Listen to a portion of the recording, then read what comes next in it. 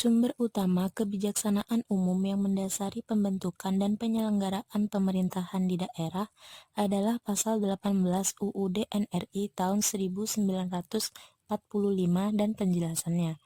Mengacu pada pasal tersebut, terlihat bahwa pada pasal itu tidak memberikan ketegasan mengenai pemerintahan daerah sebagai satuan pemerintahan yang otonom. Baru di dalam penjelasannya dikemukakan bahwa daerah-daerah itu bersifat otonom atau bersifat daerah administrasi belaka. Berbeda dengan bunyi pasal 18 UUD NRI 1945 berdasarkan perubahan kedua tahun 2000, dapat dilihat bahwa telah terjadi perubahan yang sangat mendasar berkenaan dengan struktur maupun substansinya. Secara struktur, pasal 18 yang tadinya hanya satu pasal menjadi beberapa pasal. Telah terjadi pergantian yang menyeluruh termasuk penjelasannya, sehingga saat ini yang menjadi dasar konstitusional bagi penyelenggaraan pemerintahan daerah adalah pasal 18, pasal 18A, dan pasal 18B.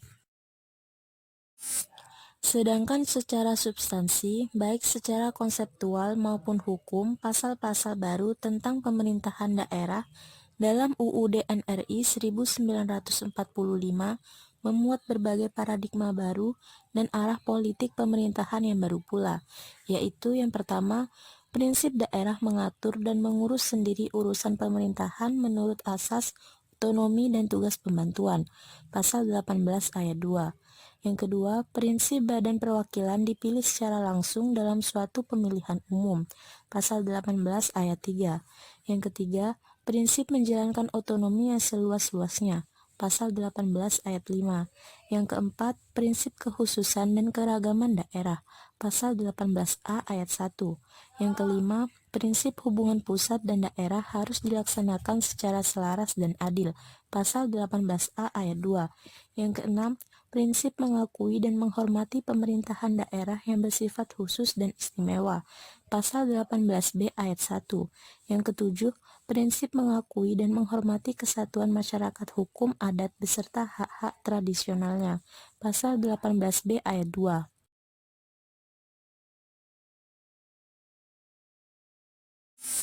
Paradigma yang dibangun dalam proses implementasi kebijakan desentralisasi berupa otonomi daerah dan pemekaran wilayah di Indonesia masih setengah hati, selalu berubah-ubah sebagai sebuah pola zigzag antara keduanya.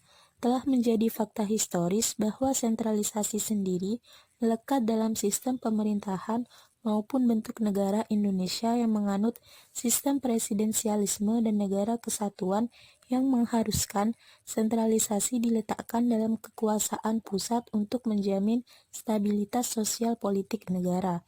Namun pada praktiknya hal itu memicu daerah bergejolak karena selama ini terjadi ketimpangan antara pusat dan daerah utamanya dalam isu ekonomi maupun sosial budaya. Akar filosofis dari kebijakan desentralisasi otonomi daerah di Indonesia pasca kemerdekaan 1945 dapat ditelusuri dari Konstitusi Pasal 18 yang dapat ditafsirkan bahwa pemerintahan Indonesia sebagai negara kesatuan yang mengedepankan aspek desentralisasi sebagai bentuk kesepakatan bangsa sejak awal kemerdekaan. Menurut penjelasan Pasal 18, negara Indonesia merupakan suatu negara, maka Indonesia tidak akan mempunyai daerah di dalam lingkungannya yang bersifat serupa dengan negara. Pilihan menerapkan desentralisasi yang produknya adalah otonomi daerah memang telah ambigu sejak awal, terlebih lagi ketika membaca Pasal 18 UUD NRI 1945 sebelum amandemen pada ayat 2 di mana dibentuknya 3 tingkatan daerah dalam struktur pemerintahan daerah maupun dalam pasal 18 ayat 5, yakni dibentuknya daerah istimewa untuk memungkinkan daerah yang telah memiliki hak asal-usul sebelum Republik Indonesia berdiri untuk memiliki sistem pemerintahannya sendiri. Pada hakikatnya, desentralisasi otonomi daerah sendiri tidak mengenal daerah tingkat, karena hal itu sama saja mengindikasikan bahwa daerah masih dalam cengkraman kuat pemerintahan pusat. Sementara itu, pilihan untuk menjadikan daerah menjadi daerah istimewa karena fakta historis untuk memiliki pemerintahan sendiri juga rancu, karena negara kesatuan sendiri adalah sebuah rumah besar yang menampung berbagai daerah untuk menjadi satu atap dan tidak diperkenankan adanya negara dalam negara kesatuan. Dalam kasus Indonesia, Pasal 18 mengakomodir dua kutub yang berseberangan di mana ada pengaruh negaranisasi sekaligus juga desentralisasi. Indonesia yang merupakan arena melting pot dihadapkan pada faktor krusial di mana belum sepenuhnya semua kultur di Indonesia melebur menjadi satu karena sekat-sekat primordial yang masih kuat.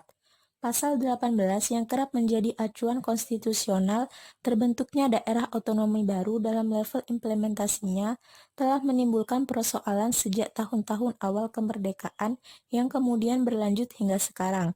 Pergulatan untuk memperkuat semangat kebangsaan melalui identitas negara kesatuan selalu menghadapi persoalan identitas primordialisme berupa kuatnya solidaritas etnik, agama, adat dan bahasa, serta tradisi lokal.